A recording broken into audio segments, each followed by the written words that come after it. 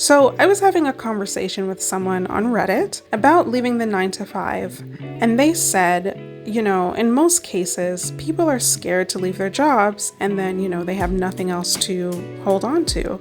So today I want to talk about how I overcame that fear for myself. As you might already know, I left the 9 to 5 and I haven't looked back. And I did so without having, like $1 million or six-figure savings or winning the lottery. And I hope that by talking about my experience, I can also inspire you to leave your 9 to 5, or at least inspire you to live life on your terms. So, although not working was a dream of mine, it was daunting to think about initially. But these are the 4 things that I thought about before making that choice. So number 1, these jobs aren't loyal anyway. There's a very high possibility that they're going to lay me off and out on my behind, and I was right. So like many other people, my last job laid me off. It was sudden, there was no heads up, no time to prepare, there was no loyalty from them. Like sure, I did get a bit of severance, which helped, but the thing that I was depending on for my livelihood, that job, that was gone.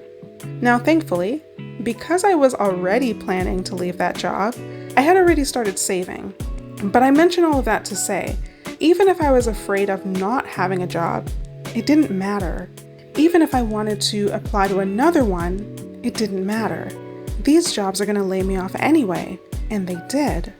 They're not going to care about, the responsibilities that I have in my life.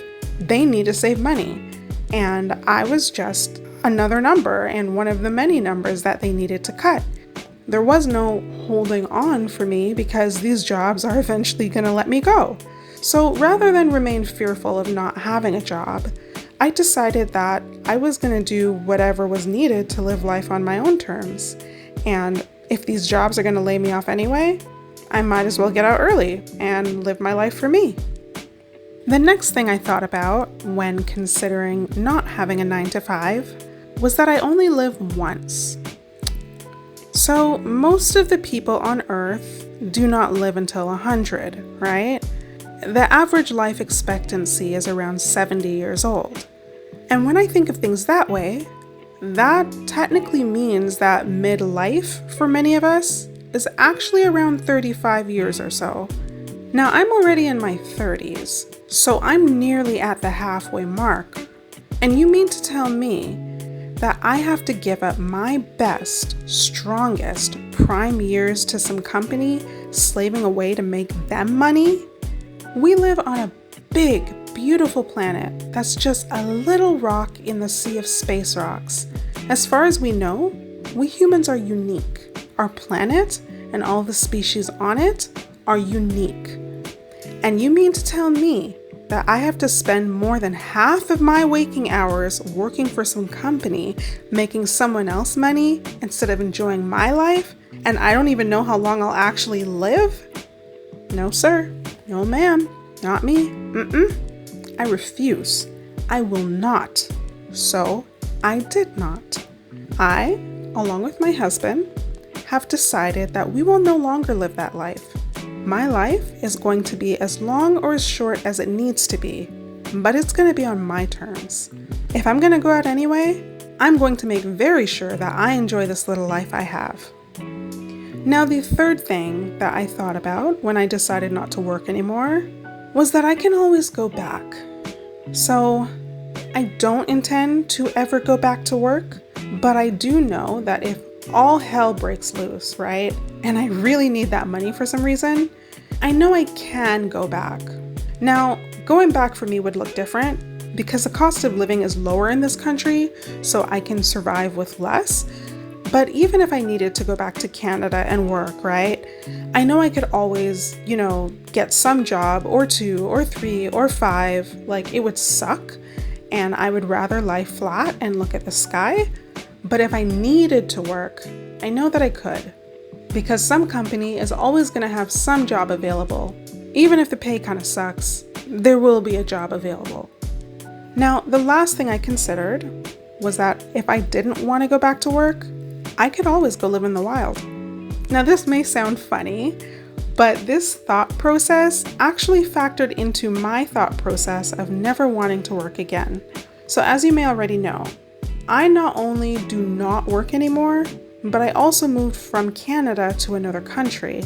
And the country I chose not only has lower cost of living, but is also hot all year round. So if all else fails, if I end up needing to get a job and I can't, at least I can pack up all of my things and go live in a bush somewhere.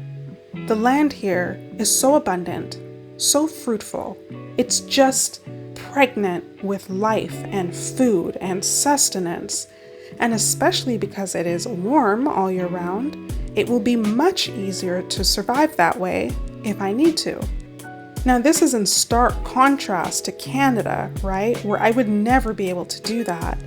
If I was in Canada and ended up unhoused, it's very likely that I wouldn't survive. I cannot grow food naturally all year round in Canada. I cannot go without a significant amount of clothing in Canada. There is nowhere in Canada that doesn't experience winter. At least here, I have the opportunity to live off of the land. I could even survive off of food from the sea. I have the option here to make clothes from leaves if I need to. And I can still enjoy simple pleasures like relaxing on a beach and sticking my toes in the sand. So as much as my move here was a financial decision, it was also a practical decision. If all else fails, I know that the earth can support me better here, and I'm fine with that. So these are the 4 things that I considered or thought about when I decided not to work again. And these are the reasons that I'm not afraid of not working. So I'm curious about what you think about this. Leave a comment below and let me know. In either case, if you do desire to leave your job, I hope that sharing my perspective has helped you think through this as well. And if you did find this video helpful, I would definitely appreciate if you could like the video and subscribe if you haven't already. Liking the video will help YouTube suggest other videos like this to you because you're telling YouTube that you like this type of content. You're also telling me that you like these videos, which will encourage me to keep making them. And subscribing will help ensure that you don't miss any of my other videos, because if you like this one, you're probably gonna like the other ones. Anyway, thanks for watching, and I'll see you in the next one.